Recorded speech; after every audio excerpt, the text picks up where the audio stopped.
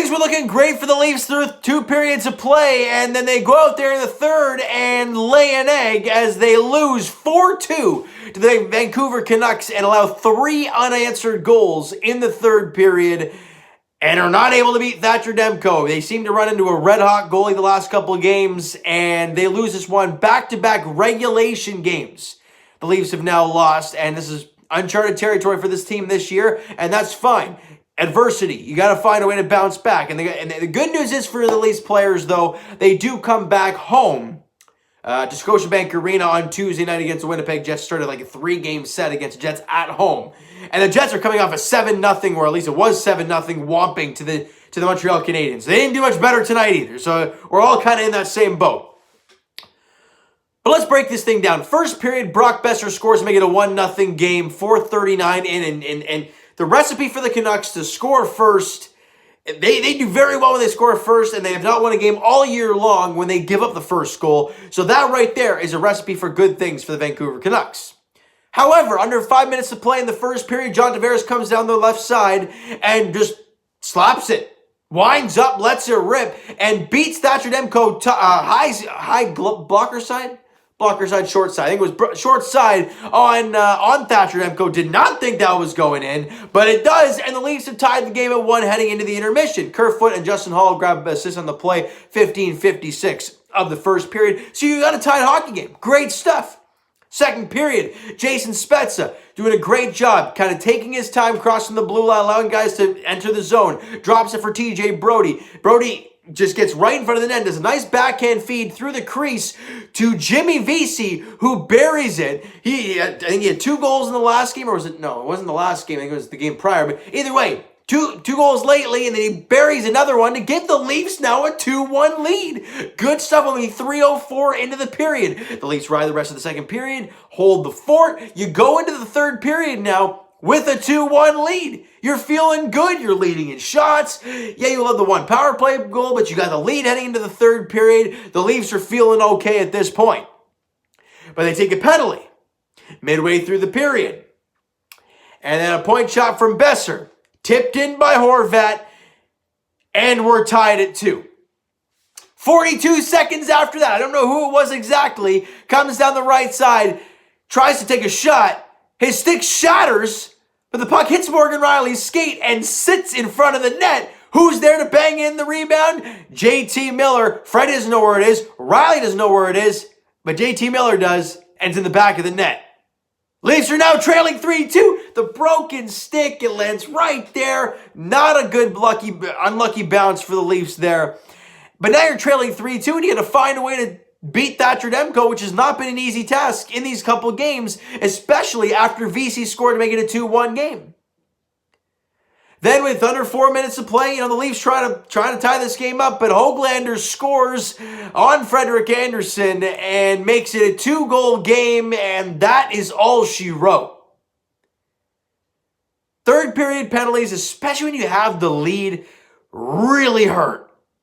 And look, it is what it is. It's a regular season game in the middle of the season when you're 18-6-2. I can't get too mad, but it's the way this game ended. It's frustrating. Frederik Andersen, 4 goals on 31 shots. Again, we talk about how, great goalies in this league are able to make key saves when you need it. I understand the first goal was a deflection and the other one was just kind of a weird one. But you need to make these key saves, Freddie. We've been seeing Jack Campbell and Michael Hutchison making these saves. And you need to get a big one here and there to keep your team in it or to keep the mojo going. Because how many times in the NHL, guys, and you guys can, if you watch enough hockey, you'll know that how many times in the NHL when you're watching a game do you see one big save at one end?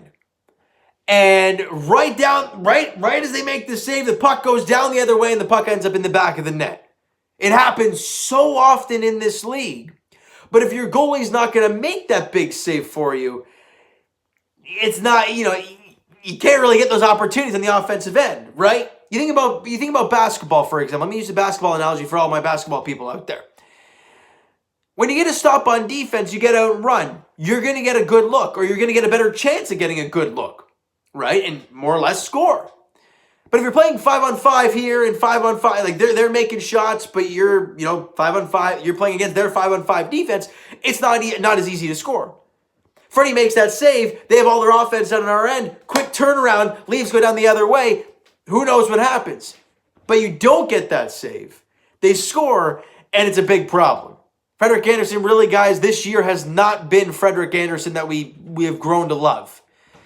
And consistently, let me put it, because he's had some games where he's been spectacular, and we're like, wow, that's Frederik Andersen that we love. But overall, he has not been very good this season. He has not been what we've all grown to love. And he's in a contract year for himself, for his own sake. He's not playing very well. Now, obviously, like I mentioned, guys, it's your 18-6-2, and this is a middle of the season game. Middle of the season game against the Vancouver Canucks, who are now 11-15.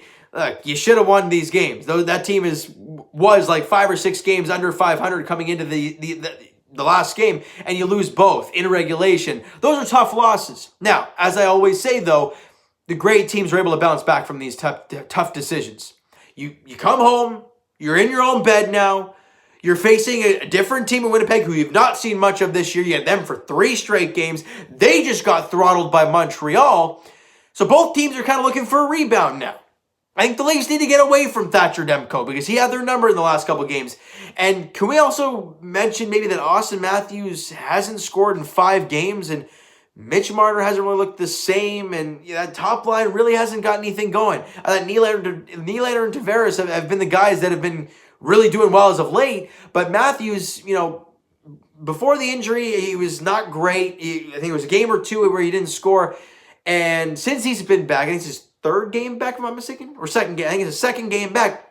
He hasn't done anything. He hasn't really looked anything lethal at all. And Austin Matthews, I don't know if he's still hurt. I don't know what the case is, but for right now, that top line really isn't giving you a whole lot, and you're banking on your bottom guys getting a lot done.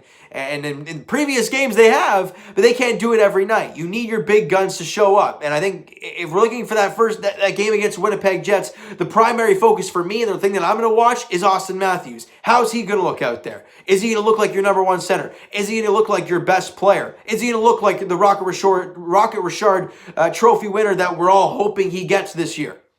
That's what we want to see against the Winnipeg Jets on Tuesday night at Scotiabank Arena.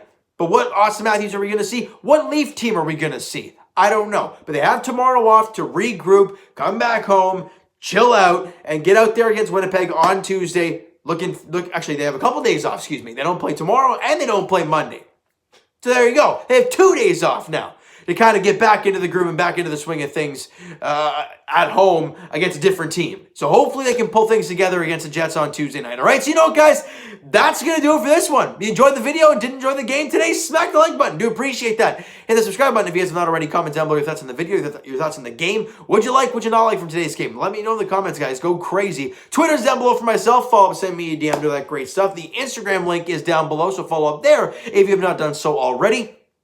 And I'll talk to you guys, Jays Edition. We'll talk to you guys on Tuesday for the Blue Jays as they, we'll talk about the week's games and a lot of great things happening over the last couple of days for the Jays. So we'll break all that stuff down for you on Tuesday.